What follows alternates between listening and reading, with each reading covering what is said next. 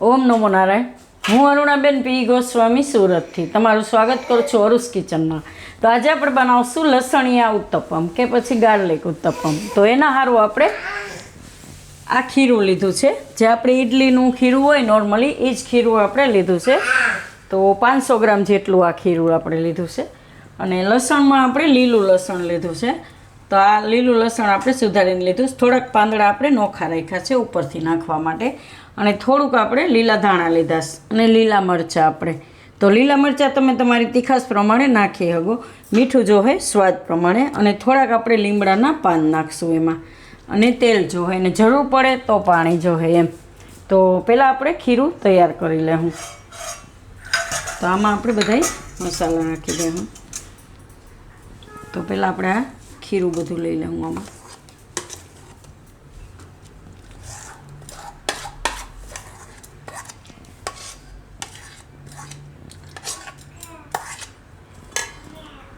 અને મરચાં આપણે રાખી દેવું.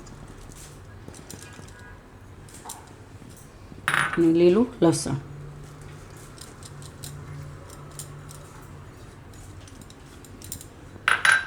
અને આપણે લીલા ધાણા નાખી દઈએ. આ બધું આપણે ધોઈને જ લીધું છે. અને આપણા જે પાન છે એ પાન આપણે આમાં નાખી દઈએ. લીમડાના પાન છે એ.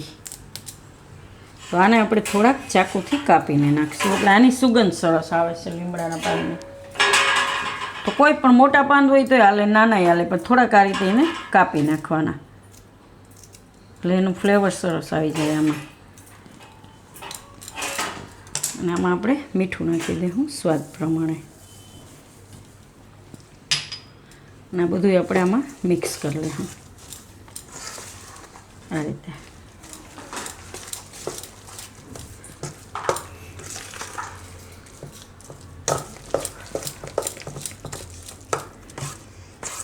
આ રીતે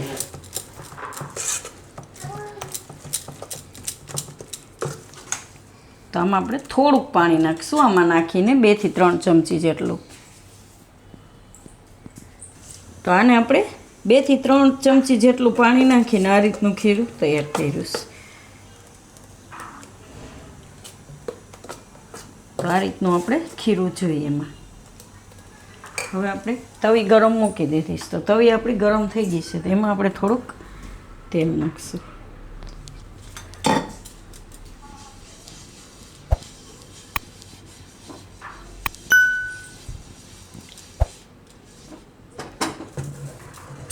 હવે આપણે આમાં ખીરું પાથરશું. તો જે સાઈઝના તમારે બનાવવા હોય એટલું ખીરું એ પ્રમાણે નાખવાનું. તો આપણે આમાં આ રીતે 2 ચમચા ઉપર થોડુંક નાખીશ. આ રીતે આપણે ફેલાવી લેવાનું.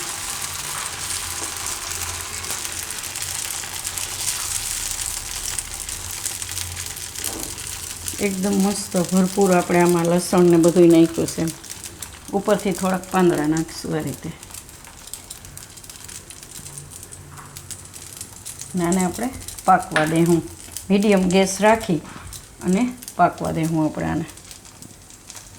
ઉપરથી એકદમ સરસ થઈ જાય ત્યાં સુધી.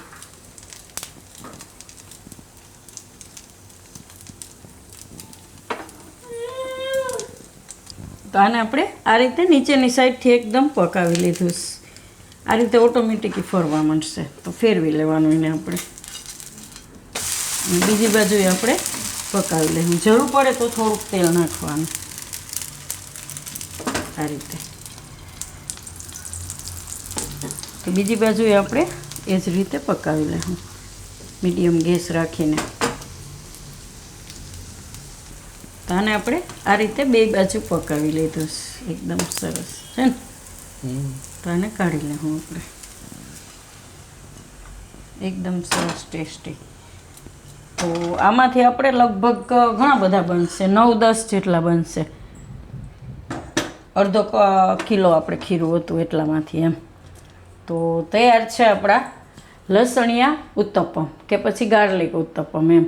તો જો તમને મારી આ રેસીપી પસંદ આવી હોય તેને લાઇક કરજો, શેર કરજો અને મારી ચેનલને સબસ્ક્રાઈબ કરજો. અને બેલ આઇકન દબાવવાનું ના ભૂલતા.